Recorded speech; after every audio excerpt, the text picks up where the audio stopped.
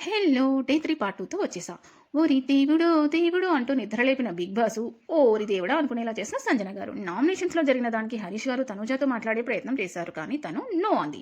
నేను మళ్ళీ అదే చెప్తున్నా, తను నేచరే అంత. డిప్లొమసీ తెలియదు అనను కానీ తను ఏ ఎమోషన్ అయినా యాంగర్‌లోనే ఎక్స్‌ప్రెస్ చేస్తుంది. కొందరుంటారలా. ప్రేమను కూడా కోపంగా చూపించేవాళ్ళు. కానీ ఇలాంటి షోలో డిఫరెంట్ పీపుల్‌తో అన్ని రోజులు ఉండాలి అంటే తను కొన్ని నేర్చుకోవాలి, చాలా మార్చుకోవాలి, వీలైనంత అడ్జస్ట్ అవ్వాలి. లేదంటే కష్టమే. ఇక సంజన గారు టీ అడిగి ఓనర్స్ నో అని టెనెంట్స్ ఆలు సాంబారు తినలేక అవస్థలు పడుతూ బిగ్ బాస్ గర్జీ పెట్టుకుంటూ ఉంటే గుడ్డు పోయింది. గుడ్డు పోయింది. ఓనర్స్ ఇన్వెస్టిగేషను, టెనెంట్స్ కొందరి కోఆపరేషను, మరికొందరి నాన్ కోఆపరేషన్ మధ్య రాము సంజన గారే తిన్నారు, అందుకు మేము కారణం కాదు, మమ్మల్ని లోపలికి రానివ్వకపోతే ఎలా అంటూ మొదలైన గొడవ. నువ్వా నేనా, నువ్వెందుకు అలా చేశావు, మీరెందుకు దాచారు, మేమెందుకు స్ట్రగుల్ అవ్వాలి అంటూ భరణి గారు, హరీష్ గారు, రాము, మనీష్ గారు, సృష్టి, రీతు, ఇమాన్యుల్ ఇలా కొట్టుకునేంత పని చేస్తుంటే సంజన గారు సినిమా చూస్తూ ఎంజాయ్ చేస్తూ ఎగ్గే కదా ఏముంది టెంప్ట్ అయ్యాను అనడం నవ్వుతో నా భవిష్యత్. ఉరుమురిమి మంగళం మీద పడ్డట్టు మనీష్ గారు రాముపై పడ్డారు. మీరు ఫేక్, నేను మీ మాట నమ్మను, ఇన్నోసెంట్ ఫేస్తో గేమ్ ఆడుతున్నారు అని.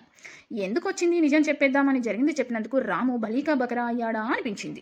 గుడ్డు తిని గమ్మున కూర్చున్న సంచనాకు ఊరికే ఉండక నేను తిన్నది వీళ్లకు తెలుసు అంటూ భరణి గారు తనూజాను ఇరికించి జరిపించేది నేనైనా జరిగేదానికి నాకు సంబంధం లేదన్నట్టు కూర్చొని ఓరి దేవుడా అనిపించింది.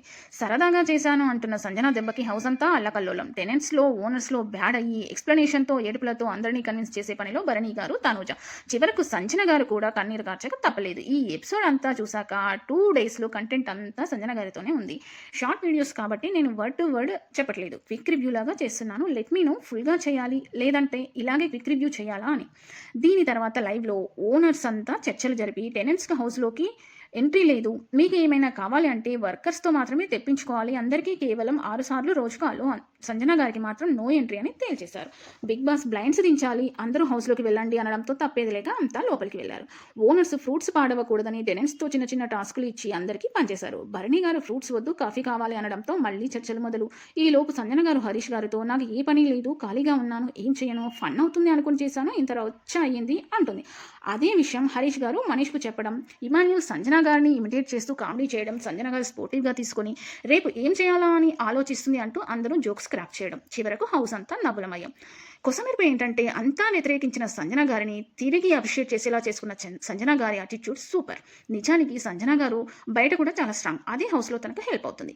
బిగ్ బాస్ లైట్స్ ఆఫ్ చేయడంతో కంటెస్టెంట్స్ అంతా నిద్రలోకి జారుకున్నారు. డే 4లో ఏం జరుగుతుందో అనేది నెక్స్ట్ వీడియోలో మాట్లాడుకుందాం. అప్పటి వరకు సబ్స్క్రైబ్ చేసుకుని చూస్తూ ఉండండి. నేను వచ్చే వరకు ఛానల్ జాగ్రత్త మీ చేతుల్లో పెట్టి వెళ్తున్నా. Thank you for watching. Bye.